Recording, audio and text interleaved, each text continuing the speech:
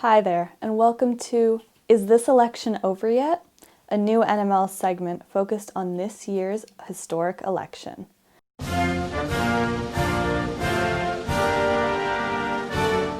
Over 50 million Americans have already voted, but we still have one more debate before Election Day.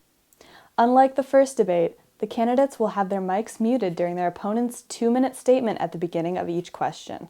Will this be enough to tame Trump? Will we actually learn anything about the policies that we care about? I'll check back in with you after the debate to tell you how it went.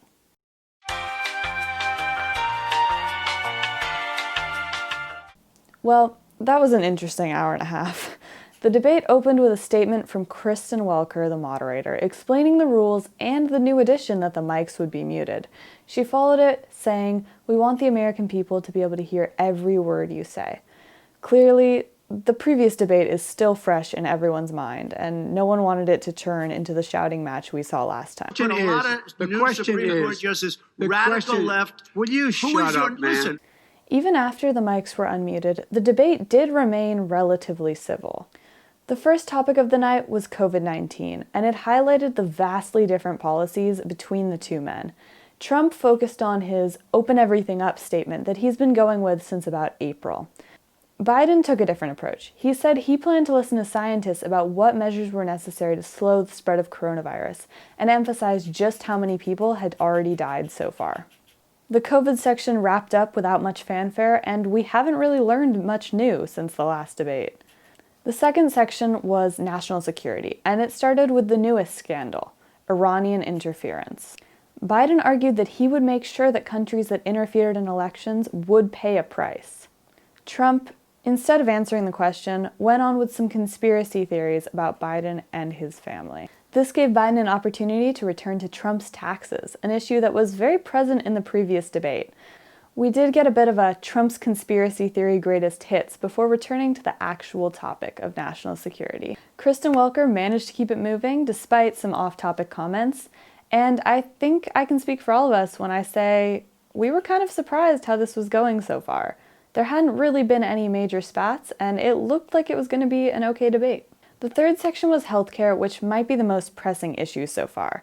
The ACA is going to hit the Supreme Court soon after Election Day, and it's unclear what would happen if the ACA were to fall.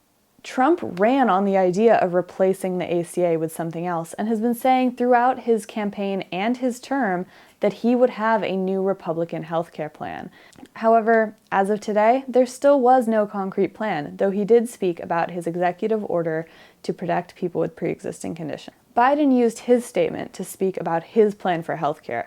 He seemed to be trying to distance himself from Medicare for all by emphasizing that he would keep private insurance. Overall, I don't think anyone really learned anything new about the policies of either candidate, and it was basically a rerun of the previous debate, just with a little less screaming. The fourth section was race in America, a very current topic with potential for either man to appeal to minority voters.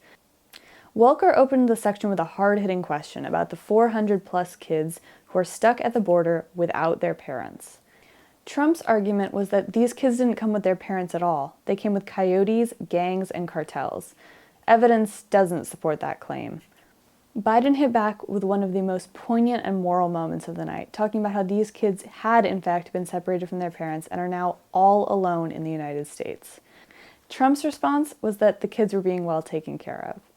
This is a topic we didn't get to hit on in the last debate, and it may have been the first time that people really learned something new about the policy from either man.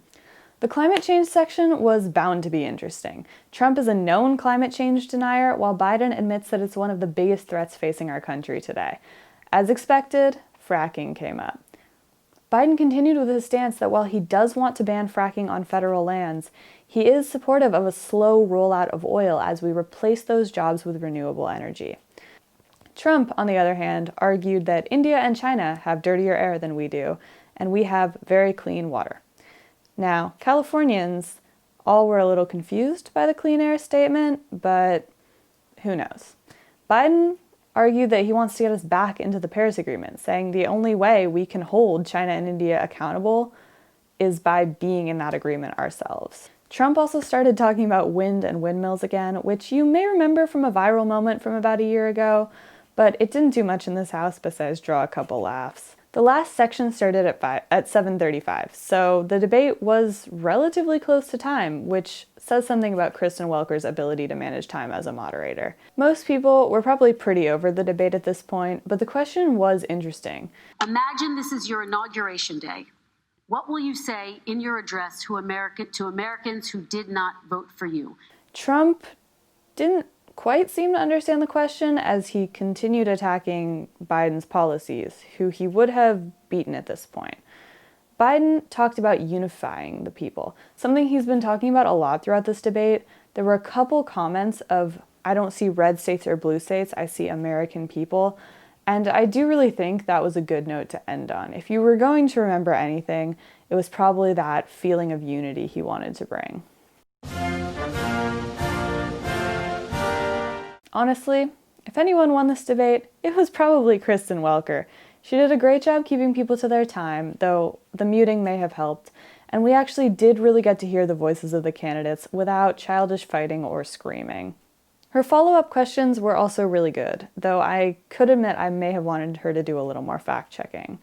Overall, we only have a couple days till the election, and a bunch of people have already voted, so it's unclear if this debate is even really going to make a big difference. Guess we'll have to wait till November 3rd to find out. This has been Cathryn Krajewski for New Media Lit, signing off.